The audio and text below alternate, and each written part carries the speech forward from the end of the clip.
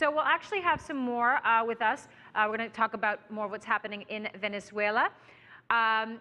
We have with us tonight Mark Weisbrot. He's the co-director of the Center of Economic Policy Research. He joins us now from our Washington, D.C. newsroom. I want to ask you, Mark, the first question that I have for you is that about this inflation picture. We saw that really with the election of Maduro last fall, that inflation really ticked up then. And some of the latest figures we've seen, inflation is up more than 40% on a year-to-year basis for the month of July. What has really triggered this uptick in inflation in your estimation?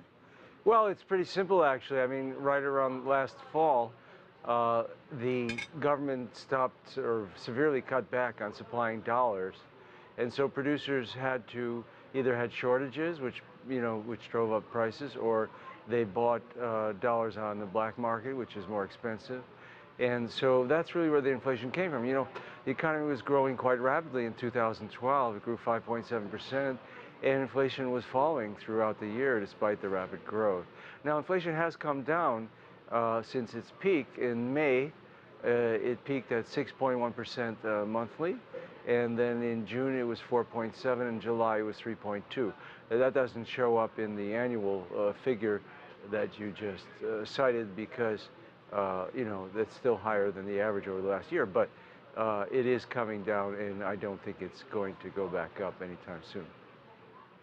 Right. Well, it is still a pretty huge increase, so difficult for the economy to handle, of course. But other than price increases, what really have been the effects of the fact that you can't get your hands on U.S. dollars, or it's exceedingly difficult to get your hands on U.S. dollars? Well, that's the main thing. I mean, they didn't have, as I said, inflation was falling quite a bit.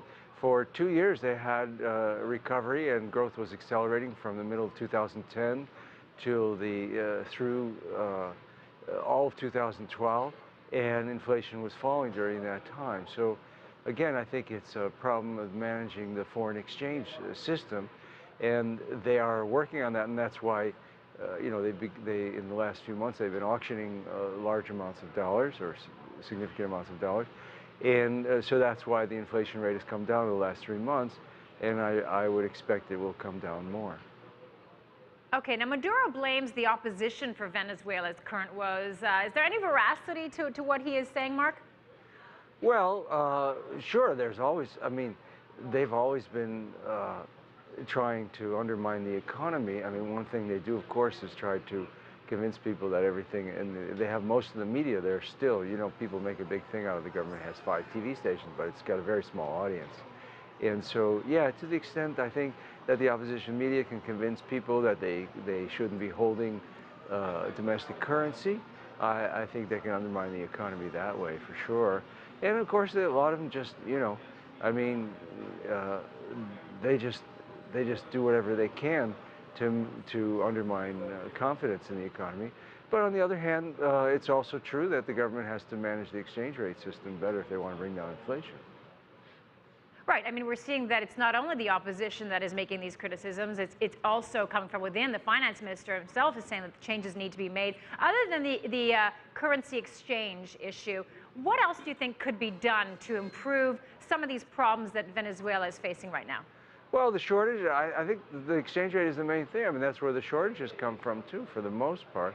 Not completely, but that's what it is. You have shortages of dollars, and it interrupts the whole when the producers can't get dollars, it interrupts the whole supply chain.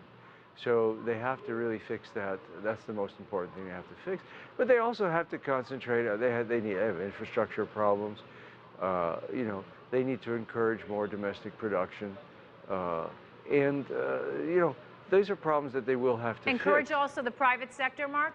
Yeah, well, you got to remember, most of the growth in Venezuela during the past decade, which is, by the way, vastly better than the growth they had in the 20 years prior, or any period you want to look at for quite a long time.